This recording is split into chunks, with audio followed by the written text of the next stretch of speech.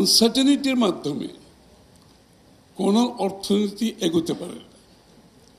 আনসার্টেনিটির মাধ্যমে যেখানে স্থিতিশীলতা থাকবে না এবং জনগণ যে বিজনেস ডিসিশন হোক, ইন্ডিভিজুয়াল ডিসিশন হোক, বাইরের যারা আছে আমাদের পার্টনার যারা তাদের ডিসিশন হোক, সবগুলো কিন্তু ডিপেন্ড করছে তাদের একটা আগামী দিনের সার্টেনিটি কোথায় যাচ্ছে, বাংলাদেশ কোথায় যাচ্ছে। Nobody nose. এই মুহূর্তে কেউ যাচ্ছে না আমরা কোথায় যাচ্ছি। বাংলাদেশের আগামী দিনে এই সরকার কতদিন থাকবে, নির্বাচন কবে হবে, আগামী দিনে নির্বাচনের পরে বাংলাদেশ কোথায় যাবে, এই বিষয়গুলো তো সকলের মনে কাজ করছে। এইখানে কিন্তু আমরা কোনো সার্টেনিটি দেখতে পাচ্ছি না। ইনস্টেড আমরা যেটা দেখতে পাচ্ছি, এখানে এনবিআর একটা বিশাল সিদ্ধান্ত নেওয়া হয়েছে না, আমরা স্বাগত জানাই। এনবিআর এর সিদ্ধান্তটা দরকার ছিল, পলিসির সাথে রেভিনিউ কালেকশন দরকার ছিল। But this is a half baked, একটা সিদ্ধান্ত।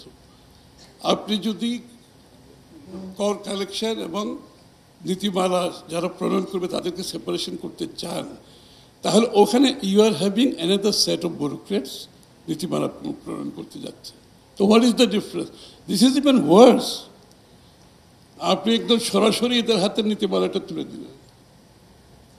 কিন্তু আমি তো মনে করি সেখানে যদি নীতিমালা প্রণয়নের প্রশ্ন আসে, তাহলে নীতিমালা প্রণয়ন করতে যে বিষয়গুলো আছে, আপনি যখন একটা ট্যাক্সের সিদ্ধান্ত নেবেন, এটা খালি কর কালেকশনের সিদ্ধান্ত না, এটার সাথে বাংলাদেশের মানুষের প্রত্যেকটি মানুষের জীবন জীবিকা থেকে শুরু করে সব কিছু নির্ভরশীল।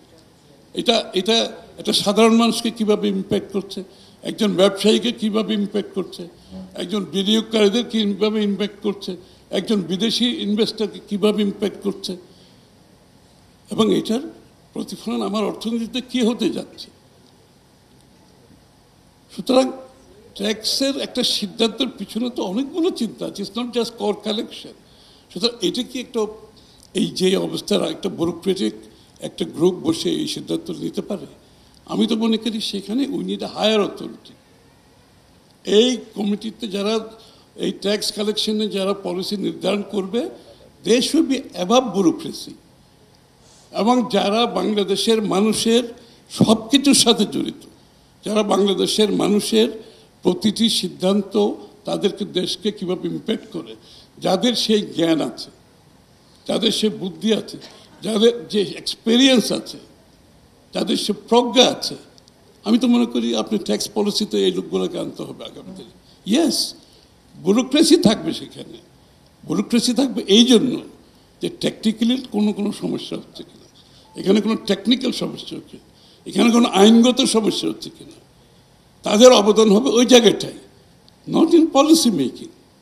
Policy maker should be policy makers, তো bureaucrats are supposed to implement it, বাস্তবায়ন করার কথা। কিন্তু আপনি একটা সিদ্ধান্ত নিয়ে নিলেন without any consultation with any of the stake holder, including political parties, including future political changes যেখানে আসবে, কোনো আলোচনা।